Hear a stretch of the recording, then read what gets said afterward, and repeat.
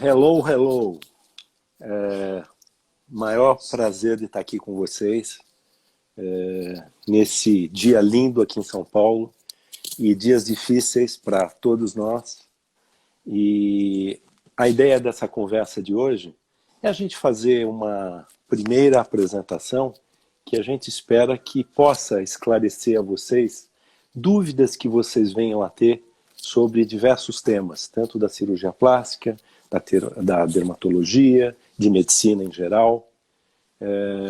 Todos nós, médicos por formação, queremos estar na linha de frente. A gente gostaria de participar mais, a gente gostaria de, se a gente for comparar o que está acontecendo hoje com uma guerra, como é essa pandemia, na verdade, uma guerra, quem é esse exército? Esse exército são os recursos humanos ligados à área médica, à área de assistência. Então eu queria, de verdade, prestar uma homenagem aqui a todos os nossos colegas, a todo o pessoal de enfermagem, de infraestrutura, que está na linha de frente do atendimento dessa pandemia. No meio dessa história, nós tentamos fazer uma pequeniníssima contribuição. Então a gente está fazendo um mês de plantão aqui na clínica, no qual a gente está se propondo a atender pacientes do SUS, pacientes sem recursos, em pequenas urgências, em cirurgia plástica, em dermatologia, e estamos fazendo, se possível, por teleatendimento, e quando não possível, também presencialmente. Agora, o tema de hoje, que é a razão de eu ter chamado vocês, e eu vou contar com a moderação e participação dessa amiga, dessa colega, que é a doutora Flávia Pisa, é prótese de mama. Então, a palavra é com você, Flávia. Bom, enquanto o pessoal vai entrando, queria dar um recadinho. Primeiro, para todo mundo aproveitar o doutor Fábio, que é mestre, doutor, livre-docente da USP, e sabe muito sobre esse tema. Então vamos aproveitar, porque nem sempre, nem na consulta, dá tempo da gente tirar todas as dúvidas. Às vezes a gente não lembra, né, de fazer aquela pergunta. Então aproveitem. Eu já recebi algumas coisas que eu já coloquei aqui no roteirinho para a gente falar com o doutor Fábio. Bom, então vamos lá. Doutor Fábio, primeira coisa, uma dúvida que eu recebi é se adolescentes podem colocar prótese de mama e a partir de que idade isso pode ser indicado? Tá ótimo. Eu acho que a gente tem dois grandes contingentes de indicação, dois tipos de pacientes com boas indicações de próteses de mama.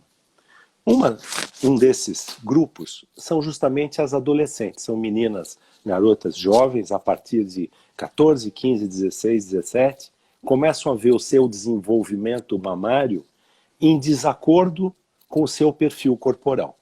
Então você vai falar, nossa, você vai indicar uma cirurgia com 15, com 16, com 17? Não existe, na minha opinião, na verdade, nada rígido. Quando eu digo nada rígido, vamos pegar cenários. Você pode pegar uma garota de 17, cujo desenvolvimento mamário lembra uma menininha de 12. Então ela está já com 17 anos, ela teve um desenvolvimento psicológico normal, ela tem as características femininas todas desenvolvidas, só que a mama dela, o peito dela, desenvolveu apenas um botãozinho, a areola, o mamilo, um botãozinho da mama. Então você vai dizer, estaria errado você indicar aos 17 anos a colocação de uma prótese? Na minha opinião, não. O que eu sempre digo é analisar caso a caso. Analisar o desenvolvimento psicológico, ver o suporte que ela tem e a aprovação dos pais, desenvolver com ela uma relação médico-paciente de confiança, que é para você explicar para ela, olha, minha querida, é diferente eu colocar uma prótese do que você cortar dois dedinhos do cabelo. A prótese envolve uma cirurgia, uma internação, uma anestesia, vamos dizer, uma responsabilidade maior. Isso dito, eu acho que você pode indicar. Tá ótimo. Uma outra dúvida que eu recebi são aquelas mulheres que depois da gestação a mama ficou menor. Quando é que poderia colocar? Como funciona isso? Tá. Então eu tinha falado no início, né, sobre esses dois grandes grupos de pacientes.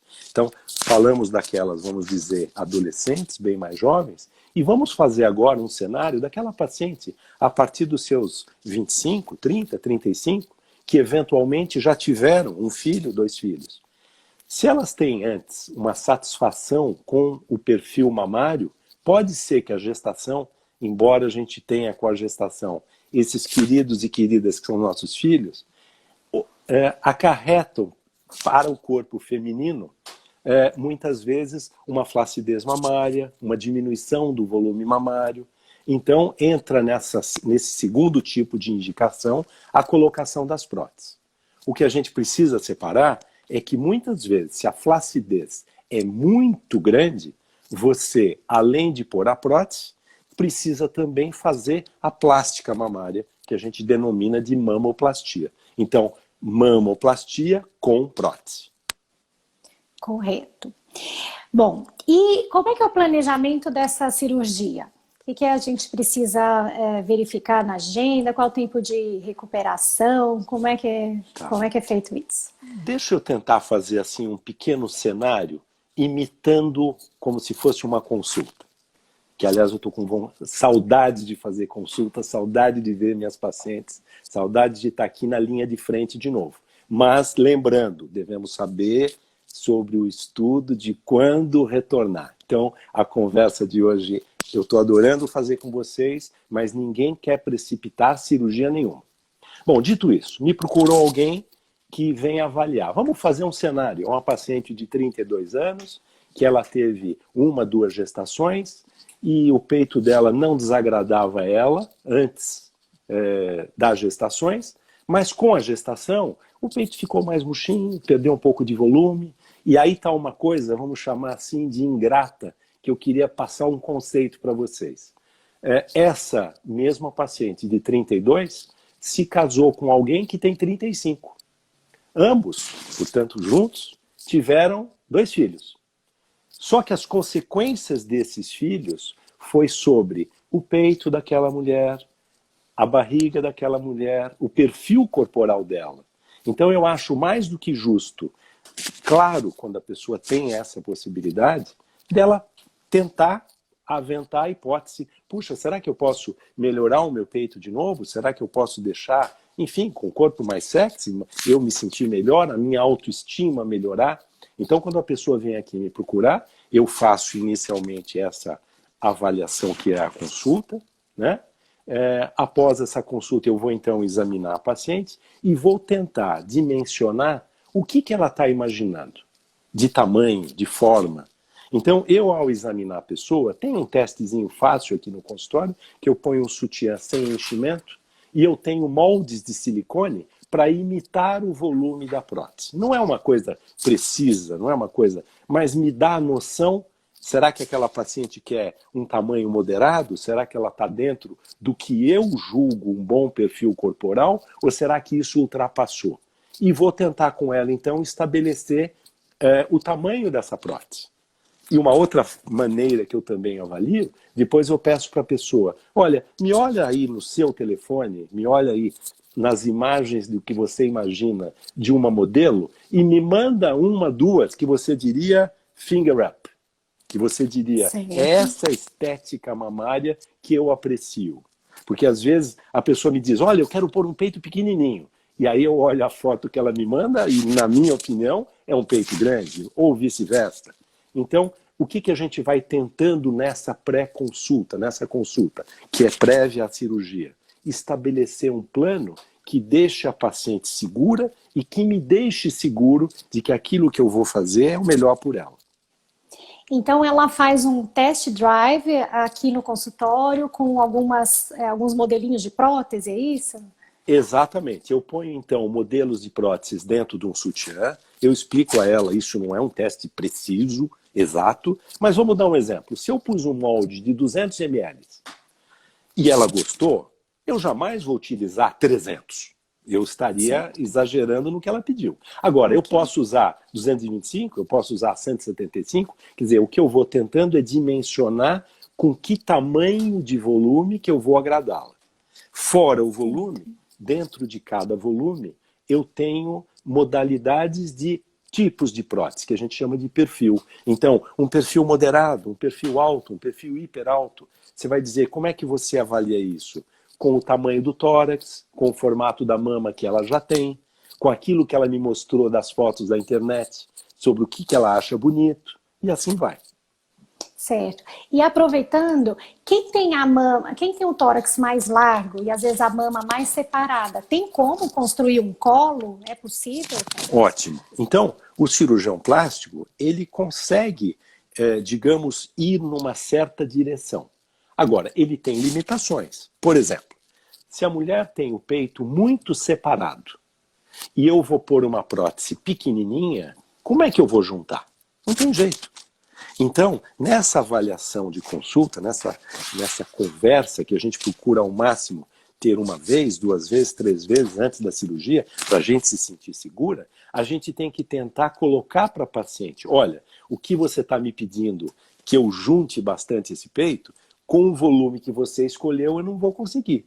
Então eu preciso me adequar e explicar a ela em que direção que eu vou para ver se isso a agrada. Certo. E, bom, e agora a anestesia, podemos encerrar esse tópico ou tem mais alguma coisa importante? Eu acho que uma coisa importante que eu diria assim, que eu sempre também toco com as pacientes. Um quesito, elas vão poder amamentar? Então vamos lá. Se nós vamos colocar a prótese, seja atrás da glândula, que é uma possibilidade, seja atrás do músculo, que é uma outra possibilidade, em ambas, eu não vou cortar a ligação do biquinho, que é o mamilo, com a glândula, que é onde o leite é produzido. Se eu vou preservar, eu tenho um grande número de pacientes que amamentaram após colocar a prótese. Isso não é só mérito meu. Todos os colegas, quando fazem a cirurgia desta forma, vão preservar a futura amamentação. Aí, um outro quesito que eu gosto de colocar. Vai alterar a sensibilidade? Então, é um quesito importante. Por quê? Porque se você vai operar uma garota de 17, 18, 19 anos, que importância tem para ela a sensibilidade da areola do mamilo do biquinho? Ou, passando para aquela paciente de 30, 32, ela tem uma referência mamária da parte erógena muito importante? Então eu sempre digo, olha, em geral, não há alteração da sensibilidade. Agora, como a sensibilidade da mama vem através da musculatura, em parte, e a grande parte através da pele, como você faz um cortezinho ali embaixo da mama, ou um cortezinho na areola, ou na axila, em todas essas hipóteses, vai haver uma lesãozinha de pequenos nervos. Mas como a inervação é muito rica, de modo geral, não se perde a sensibilidade. Então, acho que são 2 quesitos importantes. E aproveitando que a gente está falando de via de introdução da prótese, e a via axilar, você sabe, é uma via que ainda é realizada? Olha, eu acho que a via axilar é uma excelente via de acesso, embora não seja a que eu faço com maior frequência. Aliás, eu quase nunca faço. Você vai falar por quê? Porque tem as suas indicações. Tem pacientes que não querem absolutamente ter nenhum corte na mama, tem a areola muito pequenininha para que a gente possa fazer pela areola. Agora, o mais simples é você fazer o corte, a incisão que a gente chama, no sulco mamário, que é essa dobrinha abaixo da mama. O corte tem 3,5, 4 centímetros. Por esse corte, em geral, fica uma cicatriz muito discreta. E através desse corte, você tem um acesso muito fácil. Quando você faz pela axila, imagina que a prótese ela tenha pelo menos 12 centímetros de diâmetro. Esses 12 centímetros, ao passar da axila para a região mamária, digamos, é muito mais traumático do que você cortar um sulco e aonde, vamos brincar, você já está na cara do gol. Você já vai introduzir a prótese naquele espaço, seja atrás do músculo, seja atrás da glândula. Então a principal desvantagem seria tempo de recuperação e um pouco mais de dificuldade técnica. Tá. Exatamente. Então, e vamos colocar um outro cenário que aí eu não sei em que momento, Flávia, mas é sem dúvida uma pergunta que eu quero responder.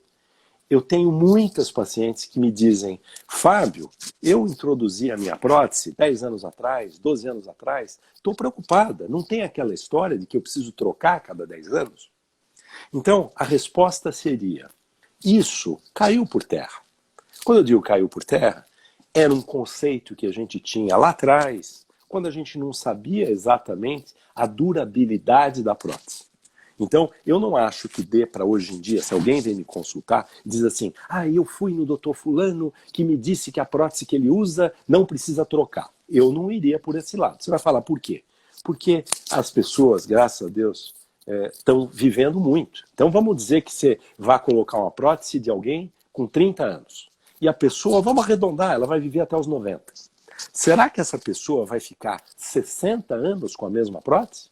Tem algum estudo que tenha essa representatividade, essa confiabilidade? Não tem. Agora, volta para os 10 anos. As próteses, hoje em dia, têm grande duração. Elas se aprimoraram muito, elas são muito seguras. Então, vai durar, eu diria, pelo menos 10, mas, em geral, eu tenho acompanhado pacientes com 20, 25 anos pós ter posto a prótese. E aí eu já... Desculpa, eu só queria então passar um conceito. Como é que a pessoa fica sabendo? Como é que ela sabe se a prótese está na hora de trocar?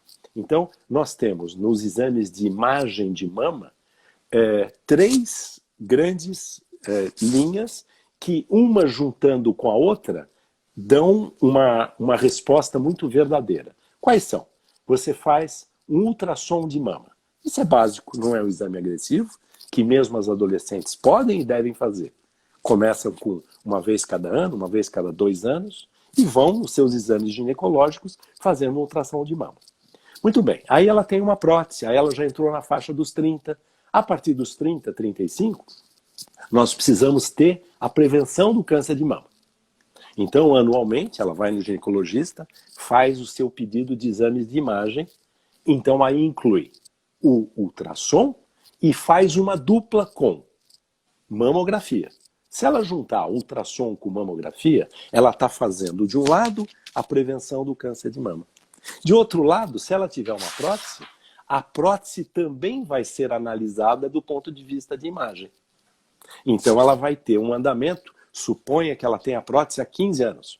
Ela fez ultrassom, mamografia. Nossa, deu uma suspeita de que a prótese está rompida. A ressonância magnética é um exame que, para as próteses, ela tem mais precisão. Então, eu gosto os meus colegas mastologistas, ginecologistas, fazem essa associação. Normalmente, ultrassom, mamografia. Mas se existe alguma dúvida de imagem, se a prótese necessita ser avaliada com mais cuidado, a ressonância é um exame de escolha para se juntar ao ultrassom. Aí, cenário seguinte, puxa vida, a prótese está rompida. Não é um Deus nos acuda, não é uma questão, meu Deus, eu tenho que operar amanhã porque a prótese rompeu. Não. Por quê? Porque as próteses de mama, quando você coloca, elas são entendidas pelo organismo como um corpo estranho. Então o organismo forma naturalmente, ao redor da prótese, uma cápsula, que a gente dá o nome de cápsula periprotética. Essa cápsula, ela não contém moléculas de silicone, mas ela impede que, se a prótese romper, não é de um dia para o outro que esse silicone vai espalhar. Então, eu recomendaria, se a pessoa teve o diagnóstico da prótese rompida, sim, ela deve trocar, mas não é uma emergência. Então, ela programa esta troca. Ótimo. Gente, vocês estão vendo que o Dr. Fábio já respondeu várias perguntas. A campeã aqui, que mais está chegando, eu estou com várias aqui para ir fazendo, mas a campeã é o tempo de duração da prótese. Então, acho que já ficou respondido, né? Então, depende de exames e de uma avaliação clínica. Então, na dúvida, agendar a consulta com o cirurgião plástico, se sentir algum sinal de alerta também, que tem algum sinal, assim, dor, inchaço, alguma coisa que as pessoas podem ficar atentas?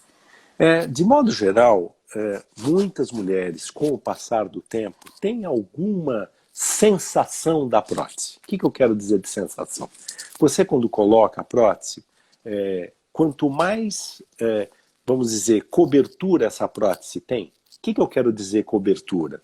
A pessoa é muito magrinha, é daquelas que tem o tórax quase que esquelético, a tendência é mostrar muito a prótese. A pessoa é um pouquinho mais gordinha, um pouquinho mais, tem mais mama em si, que protege essa prótese, então ela vai ter por mais tempo menos percepção. Agora, ela não vai perceber se a prótese rompeu. De modo geral, isso não é percebido, nossa, aconteceu tal coisa. Isso, para a ruptura da prótese, em geral é percebido por exames, que é o que eu falei, ultrassom, mamografia ou ultrassom, ressonância.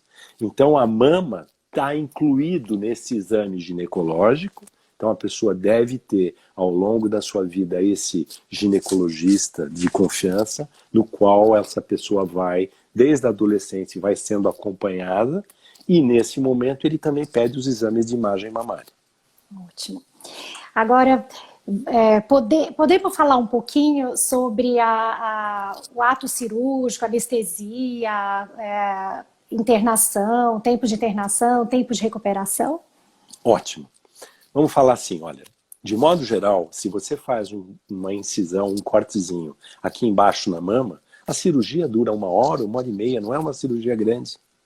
E por ali você pode tanto acessar abaixo do músculo, quanto você pode acessar acima do músculo, ou seja, atrás da glândula. Muito bem. Tanto em uma quanto outra, estourando 2 horas de cirurgia, não passa disso. As cirurgias que são um pouco mais demoradas são aquelas que eu comentei em que você junta com a mamoplastia. Quer dizer, em outras palavras, são casos em que você tem tanta flacidez que se você puser apenas a prótese, vamos brincar assim, vai ser aquela mama grande, mas caída, que vai desagradar muito aos pacientes. Então a gente precisa, voltando lá ao comecinho da nossa conversa, tentar ter uma análise bem individual. Quando eu digo individual, essa pessoa vai topar, para corrigir a flacidez, ela vai topar ter o T invertido, que é aquela cirurgia que deixa então a cicatriz abaixo da areola e no sulco da mama. Nossa, mas eu não queria cicatriz. Então é aquela história, a gente não pode ter tudo. Então a gente precisa avaliar. A pessoa vai aceitar ter apenas uma melhora pondo apenas a prótese? Ou ela vai querer ficar com a mama mais sexy, mais levantadinha, com um colo maior e, portanto, vai precisar da mamoplastia. Essa cirurgia leva em torno de 3 a 4 horas. E o tempo de recuperação, eu imagino que seja diferente para só uma colocação de prótese simples ou uma... Exatamente. Para uma colocação de prótese simples, eu falaria assim, tudo sendo feito com cuidado. Então, vamos lá. Pode ser feito numa clínica? Claro que pode. Agora, é uma clínica com boa estrutura? Essa clínica tem, de fato, em geral a gente não precisa, mas ela tem uma terapia intensiva se a paciente precisar, ela tem recursos de atendimento adequado caso a pessoa tenha uma emergência. É apenas essa checagem, que de modo geral um cirurgião que tem assim boa formação, ele não vai querer operar e se expor a um risco, expor as suas pacientes ao risco. Agora, eu prefiro operar em hospital, eu prefiro fazer com anestesia geral. Eu digo sempre assim, é uma anestesia geral leve, porque assim que a paciente está anestesiada, está entubada, ela recebe uma anestesia local. Então, o anestesista, ele sendo assim, estando bem perto da paciente o tempo todo, ele consegue, assim que a cirurgia acaba, a paciente já acorda. Fica um tempinho numa sala chamada sala de recuperação e depois vai para o quarto. E, de modo geral, tem alta no mesmo dia. Então, não é um procedimento invasivo. Agora, voltando aos nossos dias. Eu estou doido para voltar a colocar prótese de mama. Vou fazer isso essa semana? Vou fazer isso a semana que vem? Então, voltando um pouquinho ao tema, eu acho que a gente tem que analisar esse momento em cada lugar do Brasil. Nós somos um país continental, cada cidade, cada estado tem a sua realidade. Então eu acho que nesse momento, pelo menos aqui em São Paulo, a ideia é de fato ficarmos em nossas casas, sairmos o mínimo possível e colaborarmos com esta diminuição da curva ascendente do corona. Acho isso importante. Bom, então agora sim, quanto tempo a paciente que colocou prótese vai demorar para voltar a dirigir, fazer ginástica e poder pegar o filho no colo? Recebi essas 3 perguntas aqui. Legal, ótimo. Olha, de modo geral, dirigir. Eu sempre falo assim, olha, em uma semana você está dirigindo. Não passa disso. Agora, é claro, eu vou fazer uma viagem de 4, 5 horas, eu vou ficar estressada no trânsito. Tudo, eu digo, em pós-operatório. É uma questão de bom senso. A gente não pode nem ter aquela paciente, vamos pôr entre aspas, preguiçosa, caída, meu Deus, eu tô aqui acabada na cama, mas também não pode querer ter aquela maluquete que com uma semana vai querer estar na academia fazendo musculação dos braços. Então eu falo, certo. Em uma semana você volta a atividades leves, você volta a uma caminhada, você volta a uma ginásticazinha com as pernas e 2 semanas, 3 semanas, com 1 mês de modo geral, tudo estando bem, dá para liberar geral e fazer tudo. Perguntaram aqui sobre dormir de bruço. Quando é que pode? Tá. Eu colocaria assim, eu iria por um pouquinho mais de tempo do que esse 1 mês. Porque a pressão, eu falo assim, no pós-operatório, pode dormir de lado, 2, 3 dias depois. Você aconchega um travesseiro na sua frente, um travesseiro para a cabeça, um travesseiro na sua frente, para você abraçar, e com isso você se sente segura para dormir de lado. Agora, para dormir de bruços, a pressão sobre o peito é grande. E, diferente de outras áreas, por exemplo, eu vou fazer uma lipoaspiração. Eu quero que a pessoa faça drenagem linfática, porque acelera o processo de recuperação, de diminuição do edema. Na mama, eu quero que essa prótese fique no lugar. Eu não quero que ela seja deslocada. Então eu não quero um movimento brusco, eu não quero uma pressão mais significativa, e o dormir de bruços, então, eu arredondaria para lá de 1 mês. Certo. E eu já tive a oportunidade de ver o Dr. Fábio operando algumas vezes, e ele faz uma coisa que eu acho muito interessante, que é a lipoenxertia no momento da cirurgia. Você pode falar um pouquinho para a gente sobre isso? Ótimo. Olha, a lipoenxertia é assim. A gente conta com o silicone, que é uma ferramenta maravilhosa, que já tem mais de 60 anos no mercado, foi se aprimorando como a toda tecnologia, nós temos ótimas marcas, o Brasil é exportador de prótese, a gente usa próteses também importadas, mas enfim, existe uma qualidade de próteses, que a gente na verdade deveria chamar de implantes mamários, muito legal, muito bacana. Agora, vamos pegar aquela paciente bem magrinha, ela tem o tórax bem achatadinho, você põe a prótese.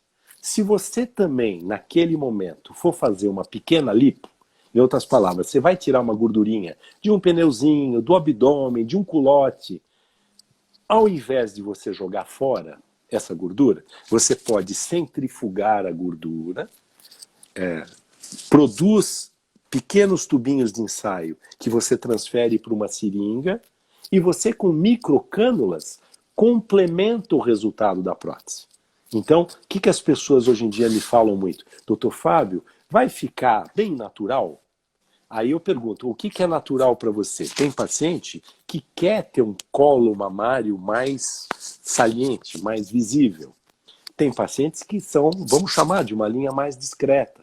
Então, quando a gente estabelece isso, a gente conta com a enxertia de gordura para, em pequenos defeitinhos, se a pessoa é magrinha, se a pessoa já teve filho e ficou com áreas da mama, vamos chamar de irregulares, um lugar mais cheinho, outro lugar mais vazio. Então, a lipoenxertia, eu diria assim que nos últimos 10 anos, foi a grande evolução da cirurgia plástica. A gente pode usar a lipoenxertia em áreas do rosto, a gente pode usar a lipoenxertia em reconstrução mamária. Aliás, eu gostaria muito, se essa live ficar legal, se vocês gostarem, um dia eu gostaria de voltar com o tema da reconstrução mamária, porque o câncer de mama atinge praticamente 1 em cada 10 mulheres, conforme o país isso varia, mas infelizmente é um câncer bem frequente, e não faz sentido a gente não ter isso dentro dos nossos recursos. A gente está com uma ajudante aqui anotando todas as questões e não para de chegar perguntas sobre prótese de mama, sobre reconstrução mamária, sobre Tá, redução de mama. É, tá. se der tempo, a gente pode falar isso no final, mas tem Claro que muita sim, coisa para ainda falar de claro que prótese, sim. né? O que as perguntas forem chegando, vamos lá. Tá bom. Então, bom, fazer cirurgia, outra cirurgia junto com a colocação da prótese é recomendado? Digamos assim, para Olha, aproveitar aquele ato anestésico, aquele ato claro, cirúrgico? claro. Eu acho que eu voltaria para aquela frasezinha dizendo tudo questão de bom senso. Então vamos lá. Você, que é muito comum, a mulher teve os 2 filhos, 3 filhos e tal, e ficou com uma gordurinha localizada no pneuzinho, ficou com um abdômen, com uma flacidez. Então nós vamos fazer, por exemplo, uma lipoaspiração junto com a colocação da prótese de mama. Nós vamos fazer uma abdominoplastia, se ela tiver aquele abdômen bem uma plástica, dá perfeitamente para fazer a abdominoplastia junto com a colocação de prótese. Agora, muitas vezes a gente tem solicitações que vamos brincar, tá um pouco além da conta. Então a pessoa quer fazer a colocação da prótese, abdominoplastia, um lifting e alguma outra cirurgia. Então a gente sabe que você passar de 4, 5, 6 horas de cirurgia, você está ultrapassando vamos chamar de um bom senso. Então, eu diria que também faz parte do cirurgião, de repente, falar não em muitas circunstâncias. E falar não, óbvio, explicando, de novo, voltando para o que está aí. A ciência, a medicina, a cirurgia, tem bases para a gente analisar e não ficar chutando uma determinada conduta. Eu perdi a conexão com a Flávia, mas o que eu gostaria de colocar em relação a minha também caiu? Acho que não, né? Que eu gostaria de colocar em reconstrução mamária é assim, vamos colocar como a parte preventiva da reconstrução mamária. A partir dos 35 anos, infelizmente, existe ocorrência de casos de câncer de mama. Infelizmente. E às vezes isso chega a 30, 32. Então, o que deve ser feito? De novo, é a prevenção. E o que é a prevenção? A gente fala, precisa fazer o autoexame. Lógico que o autoexame é uma alternativa, mas para vocês entenderem, para a mulher se examinar e conseguir, no autoexame, perceber um tumor mamário, esse tumor mamário só vai ser percebido a partir de 2, 3, 4 centímetros. E você, com um exame de imagem, pode descobrir essa lesão mamária com 1, 2 milímetros. Então, nada substitui, nesse momento, a tecnologia, e aí, de novo, vai a história de eu devo fazer a minha mamografia com 35, ou devo fazer com 40?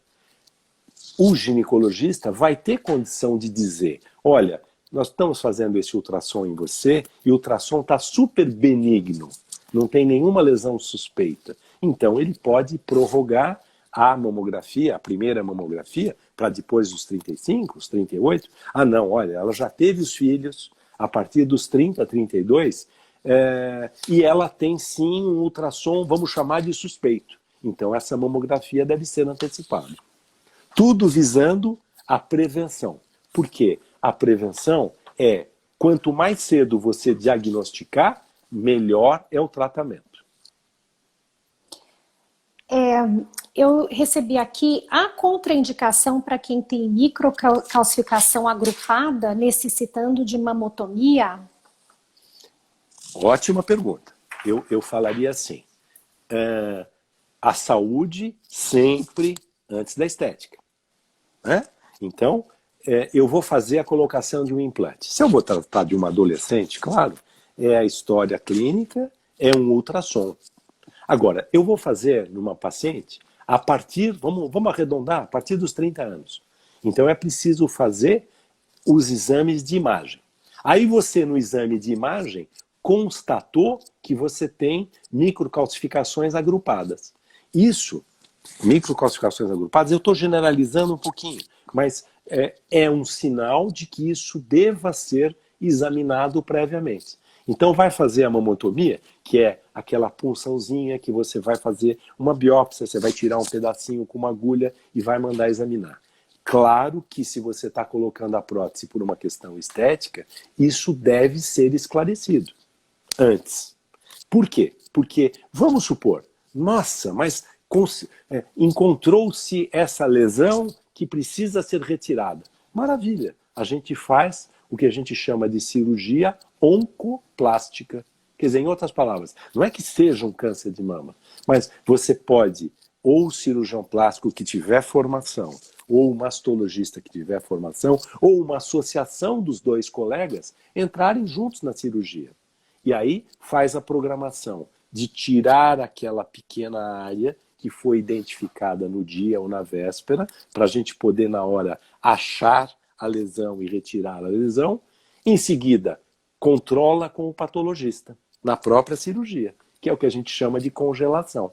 Então o patologista examina na hora e diz, yes, nenhum problema, é uma lesão benigna. Prossegue-se apenas com a colocação de prótese. Não, tem aqui uma lesão, vamos chamar de realmente suspeita. Então você pode estar programado de já fazer a retirada da região, que a gente chama de setorectomia, ou se já for um caso mais avançado, já ter programado com o mastologista o tratamento em si do câncer mamário. Quer dizer, não faz mais sentido a gente separar as coisas. É preciso diagnosticar previamente de um modo correto para dar o tratamento correto na própria cirurgia. A Miriam pergunta quais as opções além da prótese quando houve remoção das mamas? Então, tudo a gente precisa analisar caso a caso quanto que restou desta mama. Então, vamos pôr um cenário. A pessoa, antes de ter qualquer coisa na mama, já tinha uma mama 46, 48. Quer dizer, você que vai tratar uma lesão de uma mama que a gente chama de hipertrofia mamária, uma mama grande, você tem recurso para tirar um bom setor da mama e com o que sobrou já fazer a reparação. Aí você tem ao contrário, casos em que você tem a mama muito pequenininha, em que se você tirar, vamos brincar, 50 gramas, já faz falta.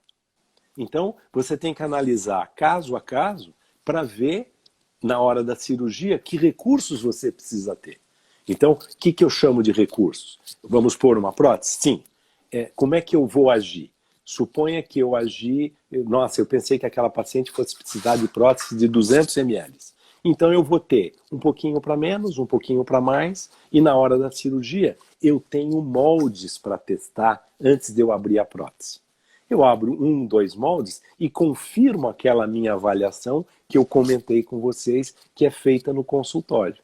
Nossa, eu achei que realmente 200 ml ficou bacana. A gente, na hora da cirurgia, pode pôr a paciente semi-sentada, a gente olha, a gente até brinca assim na sala, eu peço uma opinião para a Rose, que é a minha querida instrumentadora, eu peço opinião para algum dos assistentes que está me acompanhando, e a gente troca uma ideia, por que não? Puxa, ficou legal? Nossa, ficou uma igualzinha à outra? Tem alguma diferença? Então a gente faz pequenos ajustes no intraoperatório. Esses pequenos ajustes vão na base do formato, na base do tamanho, é uma confirmação final. No caso de câncer de mama, há desvantagem em se colocar a prótese em uma só mama? Muito bom. Olha, vamos lá. Os convênios médicos, os seguros médicos, no início, eles não pagavam a realização da reconstrução mamária.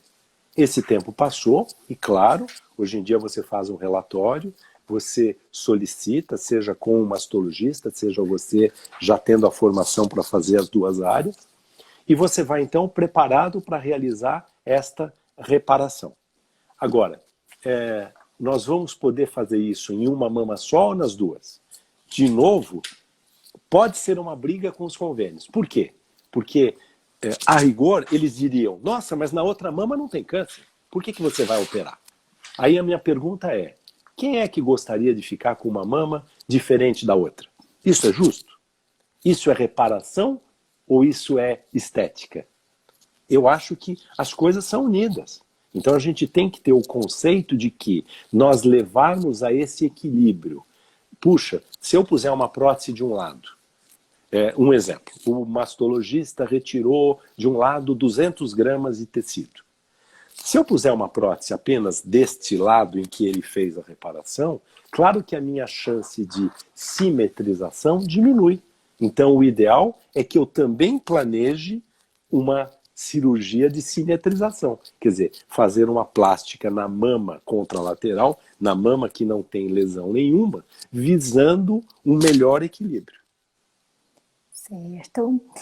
Bom, a gente tem muitas perguntas sobre reconstrução de mama. Eu acho que isso caberia uma outra live, doutor Fábio. Olha, eu diria assim, se as pessoas estão perguntando, vamos aproveitar, toca a pergunta e eu vou tentando dirigir, senão a gente volta um outro dia, mas vamos lá.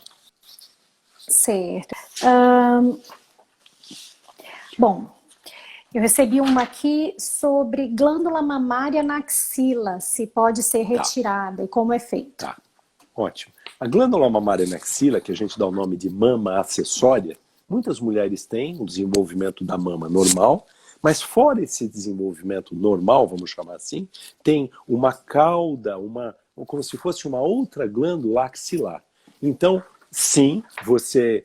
Às vezes isso é volumoso, às vezes isso incomoda, você faz uma incisão, um cortezinho separado na própria axila e retira esta glândula mamária dita acessória. Tá? O que eu acho que, já que existe um ou outro questionamento a respeito de reconstrução, eu queria apenas assim dizer como esse assunto evoluiu muito. Então, vamos colocar um cenário. Há 20 anos atrás, uma mulher que tivesse câncer mamário, ela passava por uma cirurgia altamente agressiva, em que se tirava a mama, a areola, o mamilo, muitas vezes a musculatura do tórax, e sequer se fazia a reparação imediata. Imediata quer dizer, retirava, a pessoa ficava 5 anos, 10 anos, sem ter mama nenhuma, e depois é que ia fazer a reparação. Esse conceito caiu. Esse conceito foi aprimorado pela percepção de que a reparação mamária, desde que estudada caso a caso, ela não altera o prognóstico, ou seja, a evolução do câncer mamário. Então, hoje em dia, não faz sentido você fazer o tratamento do câncer mamário sem que você faça uma reparação. Agora, que tipo de reparação você vai fazer? Vai depender, tirou apenas um setor quer dizer o tumorzinho com, vamos brincar assim de tamanho, é uma bolinha de gude? É uma bolinha de golfe? É uma bolinha de tênis? De acordo com esse defeito, você vai planejar uma reparação. E quais os tipos de prótese que são recomendados na mastectomia? Tá. As próteses da mastectomia, elas não divergem muito do que a gente usa como prótese para aumentar a mama.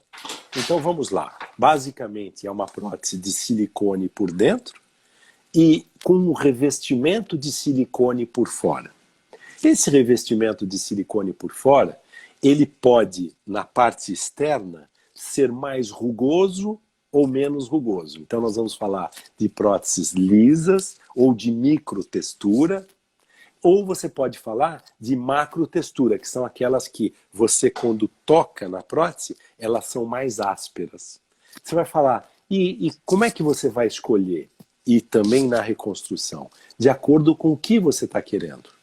O que eu quero dizer? Às vezes, você é favorecido por ter uma prótese de microtextura. Em outras palavras, você quer que a prótese jogue um pouquinho dentro daquele espaço, que a gente dá o nome de loja. Tem outros casos que você quer que ela se fixe mais. Então você pode usar uma de macrotextura ou até usar uma outra que tem um revestimento de uma substância chamada poliuretano. Então, eu estou só explicando assim de um modo geral para mostrar que nós temos recursos e alternativas de acordo com cada caso. Bom, eu tenho umas perguntas aqui sobre redução de mama. Então, com que idade se pode reduzir a mama de adolescente, 15, 16 anos? E se você aconselha colocar prótese na redução de mama? Ótimo.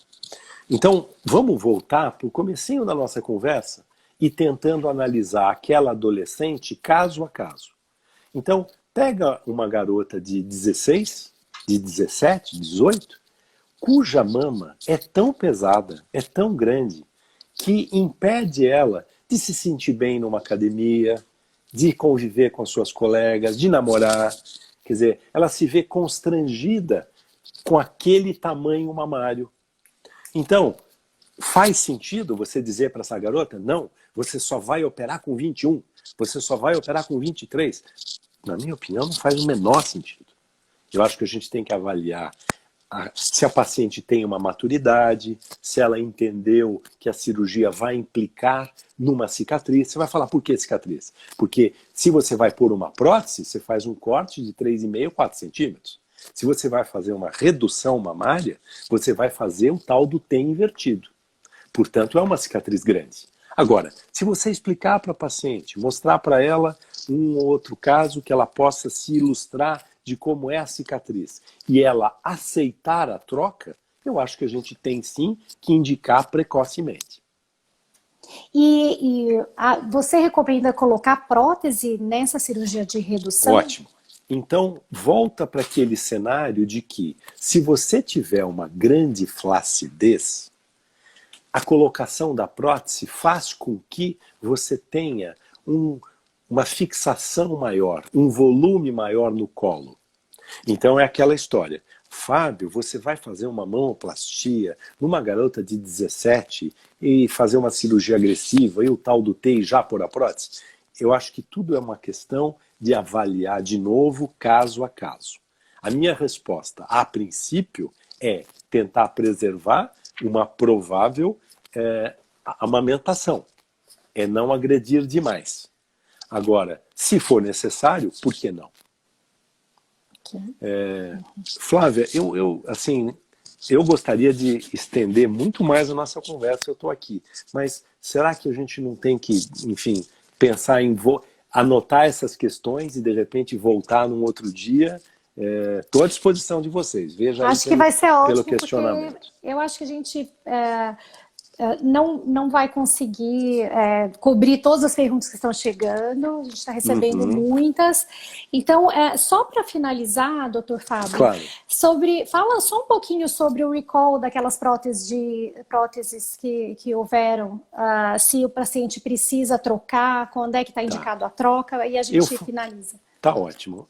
Houve uma marca de prótese que teve, né, eu acho que todo mundo ouviu falar desse recall e tal. É uma marca chamada Allergan e tal. Na minha opinião, embora eu nunca tenha usado esse tipo de prótese, essa marca, uma coincidência, é um ótimo produto, eu acho que houve mais barulho do que realidade.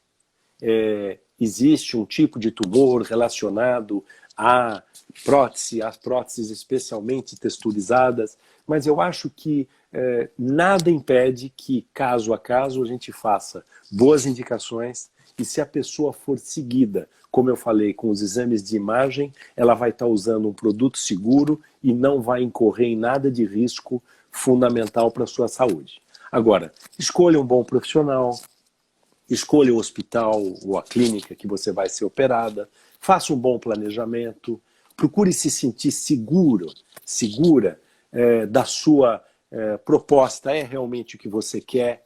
Se você é uma pessoa que tem um relacionamento, se você, enfim, tem um namorado, se você é casada, eu acho que envolva a pessoa. O mais importante é a paciente, mas eu acho também importante ter uma decisão conjunta. Se é uma adolescente, ter a participação dos pais. Enfim, a história desse atendimento mais, não é coletivo, mas mais personalizado, mais individualizado, porque uma coisa que foi bem combinada no pré-operatório tem muito mais chance de dar certo como resultado, como pós-operatório. Tá ótimo. Então, bom, eu queria agradecer muito ao Dr. Fábio por ter se disponibilizado a tirar as dúvidas e queria convidar vocês que estão assistindo, se quiserem mandar sugestões de tema para a gente fazer uma próxima live, então fiquem à vontade, podem mandar para o Instagram da clínica, Clínica Fábio Carramaschi, ou no meu. E obrigado por todos, pelas perguntas, pela participação, foi muito bom. Obrigada, Dr. Fábio. Legal. Obrigado, Flávia. Obrigado a todos vocês que nos enviaram perguntas. Foi um grande prazer estar aqui com vocês. Espero que, se vocês gostarem, que a gente volte com um outro tema. Beijo para todos. Beijo.